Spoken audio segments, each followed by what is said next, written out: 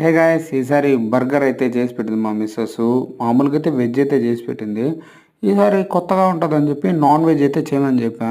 ఇంకా అలా Swiggy, ఇన్‌స్టామార్ట్‌కెళ్ళి chicken burger patties అయితే ఉన్నింది. ప్యాటీస్‌తో తింటా ఉంటే నెక్స్ట్ లెవెల్ ఉంది.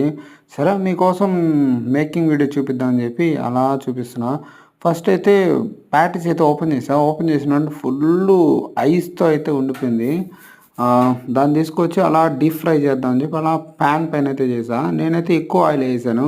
బట్ దాంట్లోనే ఆయిల్ అయితే ఉంది. అసలు ఆయిల్ అయితే ఫుల్లుగా లాగుతా ఉంది. దాని తర్వాత ఇంకా డీప్ ఫ్రై అయ్యే కొద్దీ స్మెల్ అయితే భయంకరంగా వస్తుంది. ఈ లోపల దానికి కావాల్సిన సైడ్ డిష్ అంతా ప్రిపేర్ చేసుకున్నాము. సరే అని చెప్పి ఇంకా చీజ్ కూడా తెచ్చుకున్నాను. ఇది టేస్ట్ కూడా బావుంటదని చెప్పి మా మిసెస్ అయితే చెప్పింది.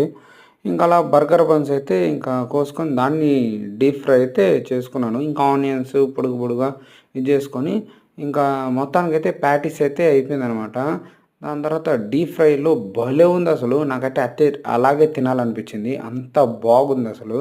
ఇంకా బర్గర్స్ పైన మయోనైస్, పిజ్జా పాస్తా సాస్ అయితే యేసుకొని అలా ఇంకా ప్యాటీస్ అయితే ప్రిపేర్ చేసుకొని దానిపైన పెట్టాననమాట. అబ్బా! పెట్టానో లేదో నేను అట్లే ఆత్రం ఆగలేక నేనే ఫస్ట్ తినేసా.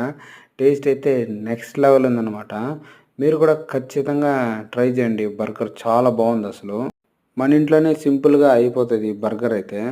చాలా సింపుల్ అనమాట దీని ప్రాసెస్. చూస్తున్నారుగా.